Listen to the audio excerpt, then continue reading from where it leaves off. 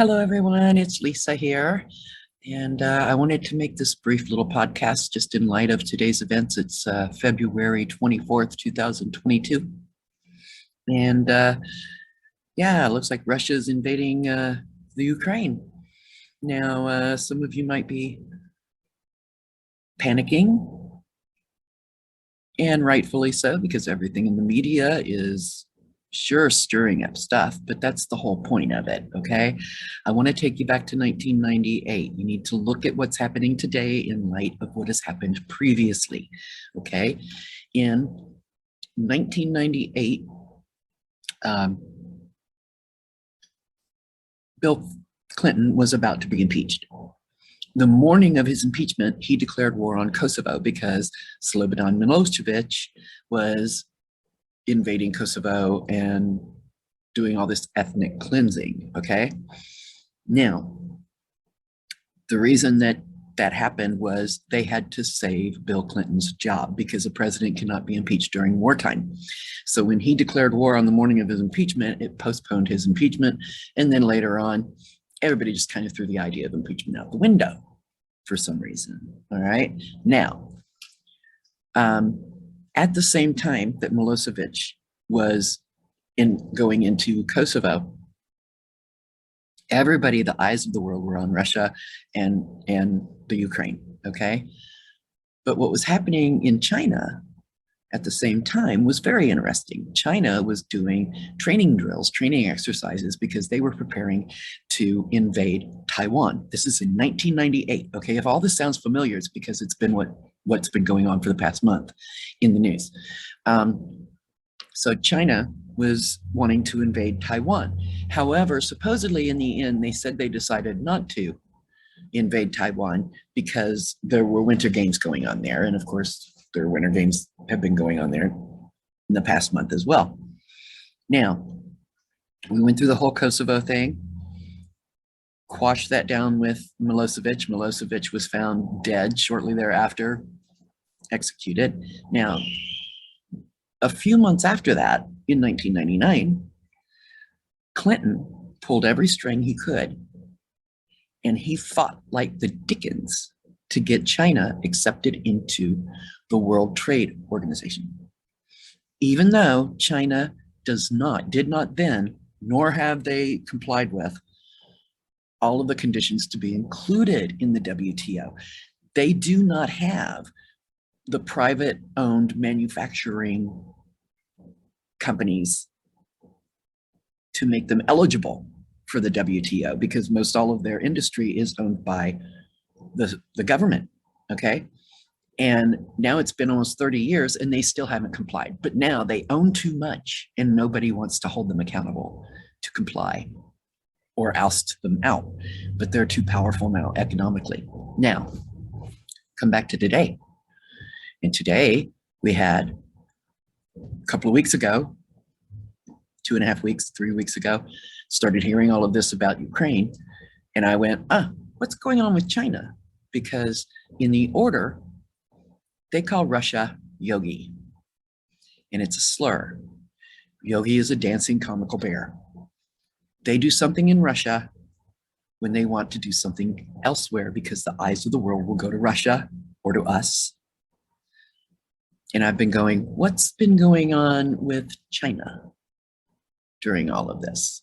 Now, see, in the end, giving China, including them in WTO, was a way to placate them, supposedly to keep them from invading Taiwan. Now, since everything's been going on with Putin invading Russia, China's been threatening to invade Taiwan again, just like 30 years ago. Now, whatever they were trying to plan then, what happened was China got economically boosted in the end, and now they are a super economic power. But there's something else that they've been wanting to do that got postponed by the grace of God. Now, what we know today is with Russia planning to invade Ukraine, the markets are falling all over, not just in the US, Okay, now I said when they closed the country and they supposedly closed the nations because of COVID, the eyes of the citizens of the world were taken off of the governments of the world so that they could do what they needed to do in the background and nobody would be the wiser, okay? Because the governments were all closed. Really? You really think? No. Governments are opportunistic, all right? That was planned. Now we do know the next thing that they are planning is the one world currency, the cryptocurrency, etc. Markets now, today, are falling all over the world, all right? Perfect setup to begin a harder press toward that one world currency and that cryptocurrency. Now, also, supposedly, America is saying that the pipeline in Ukraine is down and not functioning. However, Biden today said, oh, yeah, we and all the NATO nations, we are standing with Ukraine, but nobody's going into Ukraine. No one's going into Ukraine. Now, wouldn't that be the easiest way to stop all of this? Is to have the major NATO powers simply send troops into Ukraine and hold Ukraine against an attack. It would end it much quicker. That's not what they want, okay? They want it drug out. And if somebody went into Ukraine, they would more than likely find out that that pipeline is intact and still working, okay? The resulting oil crisis that pipelines being down supposedly will cause will be a primer for getting the American people to agree to go back into contractual agreements with nations that hate us to solve our oil crisis instead of doing what Trump initiated, which was do our own production and refining. But as soon as Biden got in, he reinstituted all those agreements with the nations that hate us and just take the money that we give them for our oil and try and kill us. Now, what they want to do is the one world currency. That's right around the corner. They've got to drag out this war a little bit. Everybody's got to look like they're, siding with the right people here. Found it very interesting in Biden's speech when it looked like at least one reporter had done their homework and remembered things from 30 years ago and asked, well, why aren't you asking China to put pressure on Russia? And Biden's comment on that was, I will not comment on that at this time. I want to propose he's never going to comment on that about this time. Down the road,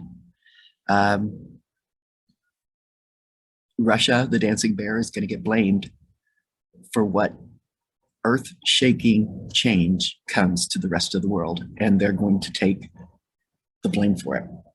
And unfortunately, Putin is just a puppet, okay? Someone is like, why does Putin think that he can reestablish Russia? Why does he think he can do this or that or the other? He probably doesn't, but he can do no more and no less than what he is told to do. He's just a puppet. So be prepared. Gas prices are going to go up. This is going to go a little longer than anybody really wants it to go. It's going to go longer. It's already gone longer than it should have. It could have been nipped in the bud just by a show of force from all the NATO nations getting together. But nobody wanted to do that. Okay. And everybody is screaming, yes, yes, yes, we're going to stand with you. But nobody is going there to stand. Why? Okay. Why is a question? A lot of us are asking a lot more these days. But I want you to keep an eye on China. Pray for the leaders of every NATO nation, because unless there is a God-fearing leader who stands up somewhere along the line, who's not involved, we're going to see exactly what the enemy has planned played out, okay? And all of us we're going to suffer the consequences, and the world is going to blame Putin and Russia. And but it's actually going to be something. China is the one to look for. I'm telling you, okay? The order parades Russia into doing something stupid with whatever leader they've got to keep the eyes of what they want to do in Russia, Indochina, Indonesia.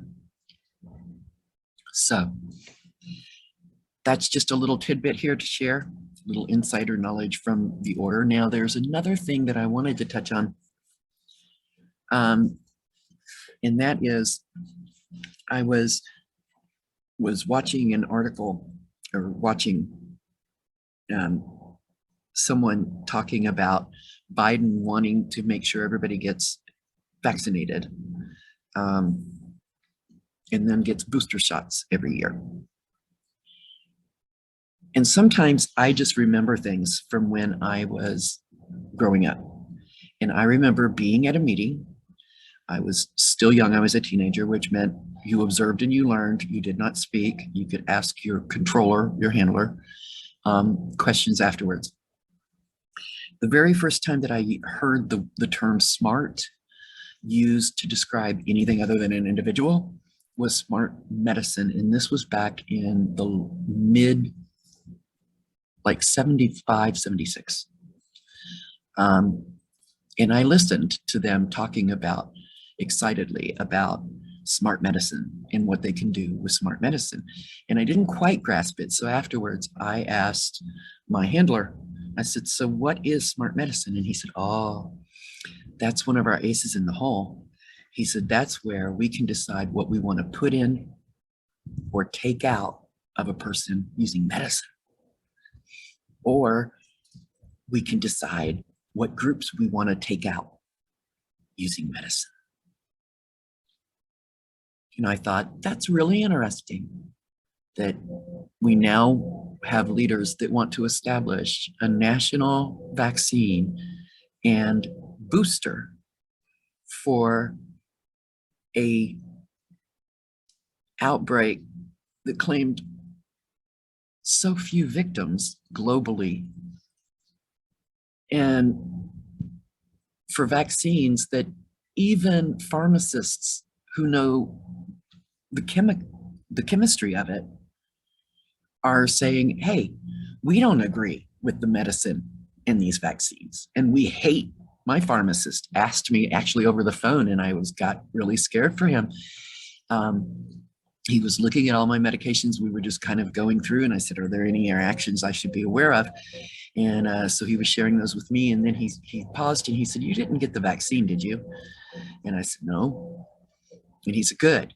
And I said, you're being recorded, should you say that? And he said, probably not.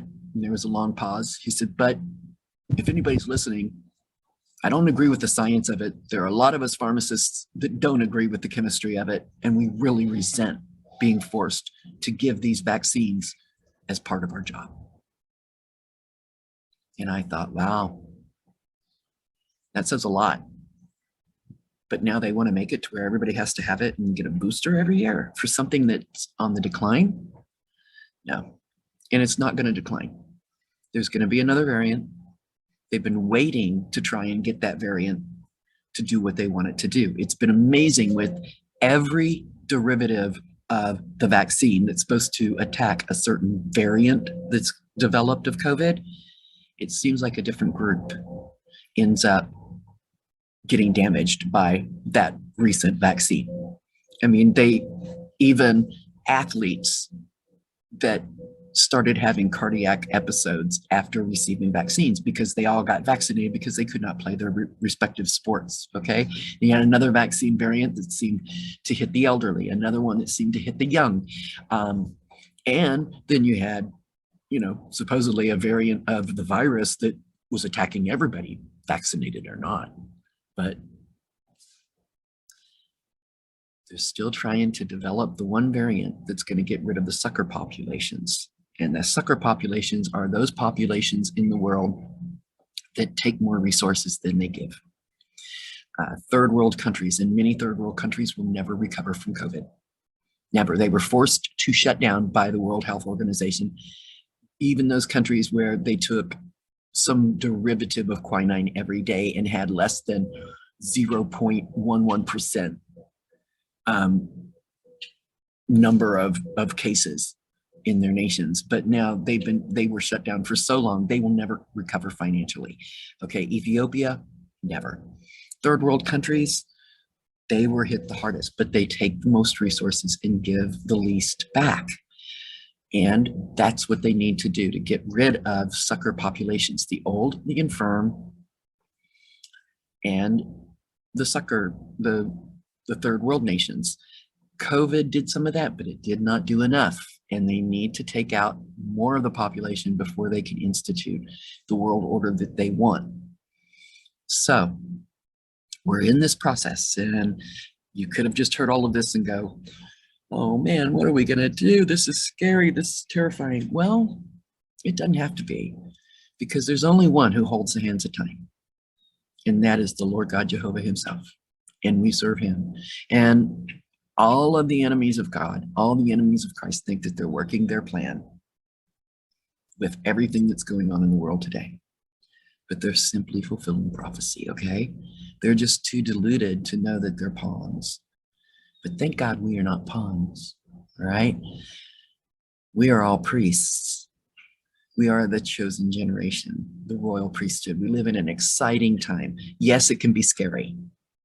But no, our faith is about to become sight in so many ways. We are about to see an outpouring of the Spirit like never before. We are about to see salvations and miracles like never before. And if we are obedient in this time and faithful in this time, we might actually get to be the ones through whom God chooses to work those things in the earth. Because in the end, nobody's going to be able to stand and say they didn't know that God exists. He's going to pour himself out so strongly that the evidence will mean that nobody can stand up there and say God didn't give them a chance to know him. All right? And he's going to need us to help do that. So take what I've told you, let it be a reason for prayer. Keep your eyes open, your ears open.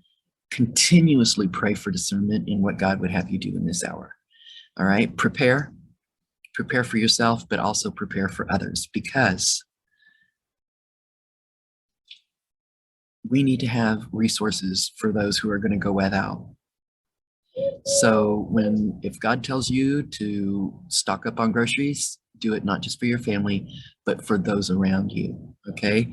In the Old Testament, God said, don't resent the stranger that wants to live among you. He lives among you and dwells among you for his safety, okay? Because of the witness that you have in the earth of the strength of God in you. And so if the Lord tells you to prepare by gathering goods and groceries and things of that sort, don't do it just for your own family. Do it with an eye toward your neighbor too, because that neighbor in the long run may need what you've stored up for them to save their life. And the fact that you would share with them could save their souls, lead them to salvation. So do everything with an eye on exalting God in the earth in his true character, because in the end, Christians and God, we're all going to be assassinated in our character. There is about to be a spirit of accusation loosed in the earth against God and his people like never before. All right. But we know who God is, and we know who we are. All right. So let's keep loving each other and love the lost who don't know they need it, and keep seeking God during this time, because it's an exciting time. All right. And until next time, you all take care of one another and yourselves, and may the blessings of God overtake you all. In Yeshua's name, amen.